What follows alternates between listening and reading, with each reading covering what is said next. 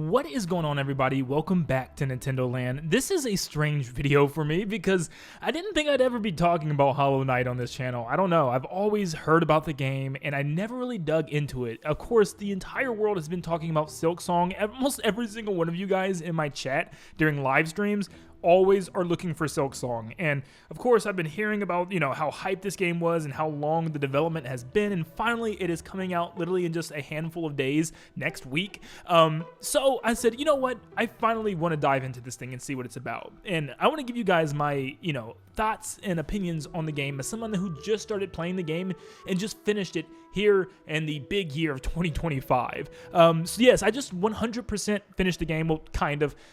Very close. I'm like 98%. I think I have like the last Pantheon to do of the DLC, but I've done literally like everything else. There's like a couple more badges or whatever they're called, charms that I got to get.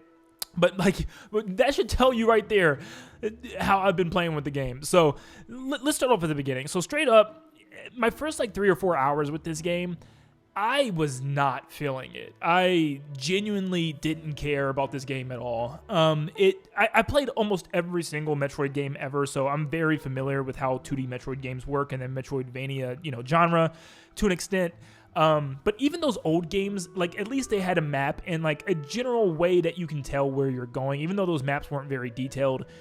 But this game, like, it messed with me hard. Like the very first 3-4 hours of this game, you're just lost. that was like my opinion. I said on Twitter, I said, this has some amazing fun combat and boss battles, but I have absolutely no clue where the heck I'm at. Like it is so confusing. And no one really prepared me for like how this game was going to handle its map and its traversal and stuff. So I was completely thrown off when I saw that, you got to pretty much find the little map salesman guy, get the map for yourself.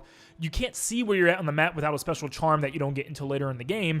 So I'm trying to like look at the map. It's not matching up with where I think I'm at, and I'm like, this is not working. You know what I mean? Like I have no clue where I'm at in this world. And so I'm like slowly starting to piece things together. But I think that's what took so long with this game for me is the first just like 3 or 4 hours trying to figure out what things were, how things worked, what my goals were. And once I started to understand that, I started to slowly weave in. But there was a point, I think, I want to say around like 4 or 5 hour mark where I genuinely just didn't want to continue. I didn't know where I was. I ran around the world millions of times. I had no clue what I was supposed to do or where I was supposed to go. And I was willing to just give up because I just didn't care enough. I'm like, I got so many games on my backlog to play and stuff, getting ready for maybe even a September Nintendo Direct, the stuff that I got to cover. Do I really want to play this game? I decided to stick with it and continue. And I am so unbelievably glad that I did. This game, it just clicks at a certain point. And I've seen some people say that online. Like, they reached a specific point and it just clicked to them. They knew where they were at. They knew what they were supposed to do. And that's the same thing for me. Like, I forgot what the moment was. But I think, like, once I got past that City of Tears and stuff, it just, everything clicked to me. And I was like, okay, I get it now. This is how this works. This is how the map works. This is how the areas work, the tram system, the little travel bug that takes you to the different locations. Like, I'm like, I get it now. You know what I mean? And the problem wasn't ever the combat or the boss battle. Like, I was actually really, really good at the combat. There's only like a handful of bosses in the entirety of the game. That includes the extra bosses that really, really gave me a hard time. For the most part, I was like, I'm pretty good at this game. Like, I was like, dude, I'm getting through this game. I'm not dying as much as I think I should be. That's before you get to some of those late game bosses. I'll talk about that in a second. But man, I was having a blast finding new boss battles. Just so many. There's like over 40 boss battles that are just, hidden ones that tie into the story and lore. Now, I will say I wasn't super, deep on the story. I had to actually watch a whole video about the lore because I couldn't really understand quite what was happening. I was piecing some things together, but I was definitely off about a lot of things. But watching that video helped because I think all the lore is technically tied to like side quests and stuff. So you had to like look for the story. It's not really given to you besides like the beginning and the the end. But I love how it's just like this like ancient, crumbled kingdom of bugs. And there's like, it's almost got like a horror aspect to it. There's like some creepy bugs and, demented bugs and stuff. And you play as this little bug beetle, that wants to save the day and stuff. And you start learning about these characters and the lore. And like I said, after watching like hour-long video of the lore, you guys probably know the one. It's got like 10 million views. But I was like, wow, there's a lot in this game. And I was just like really, really hooked, man. The boss battles are so fun. Like, they are genuinely so much fun. It's something that I want Metroid to expand on. Now, I will say the combat is very basic. It's not like Metroid, some of the newer ones like Metroid Dread and stuff where you have all these different abilities.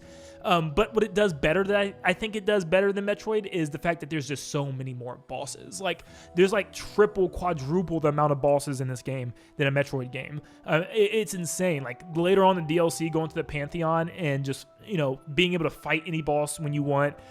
There just being tons of boss gauntlets. This game is like I think it was a $20 game. I know Silk Song coming out next week is $20. I think this one was too. When I bought it, it was $15. This is something that I've been saying. Like, the Switch 2 edition games like the Kirby Star Cross World, Mario Party Jamboree TV, they're $20, and I feel like there's only like 3 or 4 hours of gameplay that you get in those. Like, I 100%ed Star Across the World in like 3 hours. This game took me about 30, 40 hours to fully get to where I'm at now, which is almost 100%. This is a $20 game, at least $15 when I bought it. Like, there's so much stuff to do, and everything that they kept adding, I believe, was free DLC. Correct me if I'm wrong, but I think they were all like free updates, or maybe they were charged. I don't know. Like I said, it's 2025 when I'm playing this game. I have no clue. You guys can tell me down below. But dude, there was just like so much cool things that they had. Like, they added like the little beehive in the update, and the circus group, which has like the most insane boss battle of all time. But then the Pantheon, obviously, and then there was even like a little Coliseum where you could put your test to like the enemy spawns and stuff. This game could test you. This game really tests you, man. There's even like a part at the, like, there's like multiple endings, which I thought was so cool, including one that puts you through like a Super Meat Boy obstacle course. And I love that stuff. Oh my gosh, I love that stuff. It was crazy hard, but I still think I did really well. Like, I genuinely think I did better than most people probably did. You're probably watching the gameplay right now. I didn't record my whole time. I just wanted to relax and play this game by myself without sitting at a desk, and recording it. So I recorded kind of like the end of the game and also like all the boss battles in the Pantheon. But man, the boss battles, like, let's just go back to that. The boss battles are so much fun. They all have like this very unique pattern, and it feels so good when you know when to dodge and how to react, and you're just constantly dodging all the attacks and hitting. And every boss has like a specific pattern that you can attack. Some bosses you can just be completely offensive and just hack and slash away. And then there's some bosses where you have to genuinely hit them once and then just move out the way. Like I said, there's I think one of them, the little guy named Sly. He's a bonus boss in the Pantheon, and you have to hit him like one time and run out the way. It's just crazy. And also the leader of the circus gang, whoever that was, like I said, I don't remember names right now, but oh my gosh, the soul version of that fight was genuinely the most insane thing I've ever seen in my life. It took me maybe 2 hours to finally beat that boss. It was insane. And I never really got frustrated, like angry. I never raged, because every boss felt fair. Every battle felt fair. It's just like, I knew with that, hold on, I gotta find the name of this character. Troop Master Grimm. Yes, the dream version, I think it was, of that boss fight was genuinely one of the hardest bosses I've ever fought in my life. I think it's harder than even the final boss. I didn't play the, like I said, I didn't finish the last Pantheon, so I haven't seen like the most beefed up version of the final boss.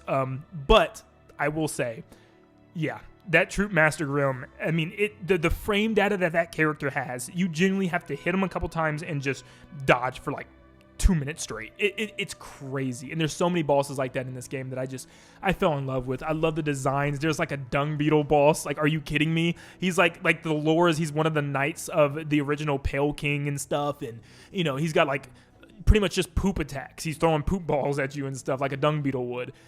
Absolutely awesome. And there's just so many like little creatures and bug creatures that you'll fight. And they all have like little references to how they would work in, the real world as a bug. But I love the worlds. I think my only like kind of complaint I know it takes place underground. Obviously, it's bugs, but I feel like almost every single area in the game is really dark. There's a couple that aren't. I think Crystal Peak is like one of the few ones that stood out to me, but the rest are really dark and dull, and it's just kind of eerie and creepy. And I get that's the vibe of the game. I wish there was a couple more unique looking locations. From what I've seen from Silksong already, there looks to be a lot more colorful, unique looking locations. But I get it. It's a darker toned game. It's a Fallen Kingdom, so I understand why it has that tone, but I just wish some of the worlds looked a little bit brighter and had like more, uniqueness to them. I wasn't huge on some of the worlds. Like my favorite was probably the City of Tears, believe it or not, even though it's another dark world. But it was really cool to see like the Fallen Kingdom and like the corrupted bugs there that were still there, that were like the high and mighty, wealthy bugs. And every time you beat them, you got tons of geo.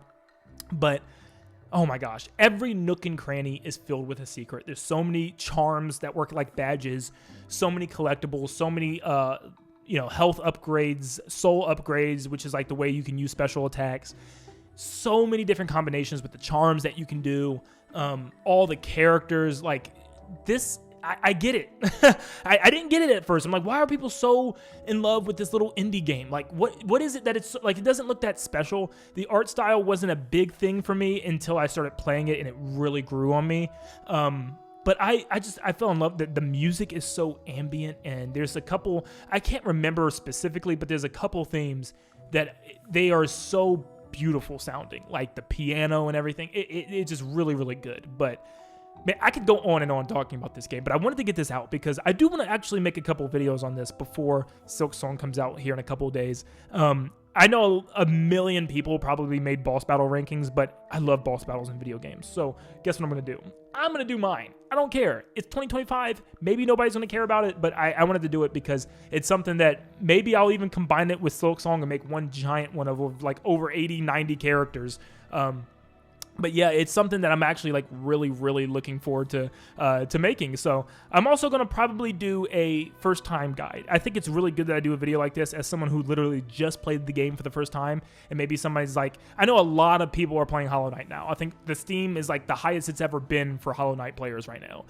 So people are excited for Silksong, and I know a lot of new players are going to be going into this game, and they're going to be very, very, very confused. I know they are because I was. So maybe I can help you out. So stay tuned. Tomorrow I'm going to actually post a video that's going to kind of give you like a first time guide if this is your first time playing the game, because it's definitely going to be worth it. There's some things that it's just really good if you know, and I wish I knew before I dove in, because like I said, halfway through the game I didn't even know you were supposed to get the stag beetle locations, like to get him to spawn and stuff. I didn't even know that was like a really a unique, like an important way to fast travel. Like I was halfway through the game and I only had like 2 stag locations, so I had to like walk the rest of the way to all the other locations and get them. So it's stuff like that I want to be able to explain and express. But I will say, if you're on the fence about this game, know that it's a very difficult game, but it's a very fun and rewarding game, and it's really, really good. If you're willing to put the time and the effort into a really cool 2D Metroidvania, beat 'em up boss battle simulator type of game,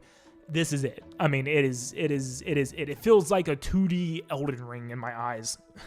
I know it was before Elden Ring, obviously, like a 2D Dark Souls almost. But yeah, it is really, really cool. It is a cool game. But yeah, that's my kind of take. I fell in love with this game. I get it now. I'm on the Silksong wave as well. But until then, for the next couple of days, I'm going to be trying to complete that last Pantheon. It looks pretty hard. I only tried once and I didn't make it, but we're going to try again. But thank you guys so much for tuning in today. Let me know down below, are you interested in Hollow Knight? Are you interested in Silksong? Are you going to play any of them? And let me know what you thought about the game if you're kind of experiencing it for the first time as well. Thank you for tuning in. Make sure you leave a like and subscribe before you head out, and I hope you all have a blessed day. See you guys.